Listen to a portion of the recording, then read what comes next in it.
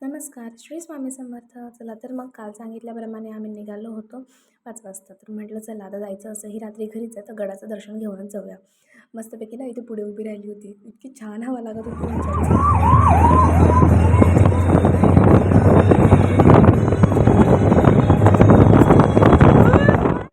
त्यानंतर ना मस्त 2-3 फोटोज वगैरे क्लिक करून घेतले. छान क्लायमेट दिसत होतं म्हणून. आणि फायनली आम्ही पोहोचलो तर आम्ही मस्त चढायला लागलो. तर सानू तर त्याच्या मामाकडेच होती, म्हणजेच त्यांच्या मित्राच्या मामाच्या मुलाकडे होती म्हणजे. त्यानंतर ना सानूचं म्हणणं होतं की मलाच चढायचं. हे बघा सगळे किती जण थकून गेले होते आणि सानू मात्र मस्तपैकी चालत होती. तिला इतकी काही मजा येत होती, जणू खूप दिवसानंतर ती कोणाला तरी तिच्या आईला भेटायला चालली असं तरी काहीतरी वाटत होतं तिला. मस्त तिने अशी पाय-पाय वगैरे चालली. मला वाटलं रात्री पाय वगैरे दुखतील, पण लेकरू कशाचं ऐकतंय? अजिबातच ऐकत नव्हतं. पूर्ण तर नाही चढवलं, थोडंफारच तिला चढवलं. त्यानंतर ना मस्त या टायमाला आम्ही पोहोचलो होतो, ज्या टायमाला डायरेक्टच देवी माईची आरती सुरू होणार होती.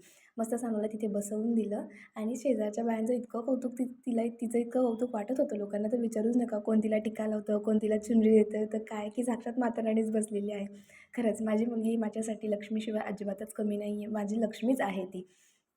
त्यानंतर ना मस्त देवीचं असं मुखदर्शन झालं, आरती वगैरे झाली. इतकं छान वाटत होतं, की दर्शन माझं इतकं मस्त झालं. इतक्या वेळेस मी आली, पण कधीही माझं दर्शन असं झालेलं नव्हतं. थँक सो मच, की आज आम्ही त्यांच्यामुळे बाहेर फिरायला गेलो आणि त्या दीदीमुळे बाहेर फिरायला गेलो आणि असं काही मनमोहक दृश्य आमचं झालेलं आहे. त्यानंतर फोटो वगैरे काढला आणि वरून बघा किती छान लाईटिंग दिसते. आता सगळे थकले होते. सानूही थकली होती, त्याच्यामुळे अशी काहीशी पोझिशन तिची मारायची चालू होती. त्यानंतर ना रात्री आम्ही 10:30 वाजता जेवण केलं लिटरली इतका उशीर झाला होता. चला तर मग भेटू आता उद्या. बाय.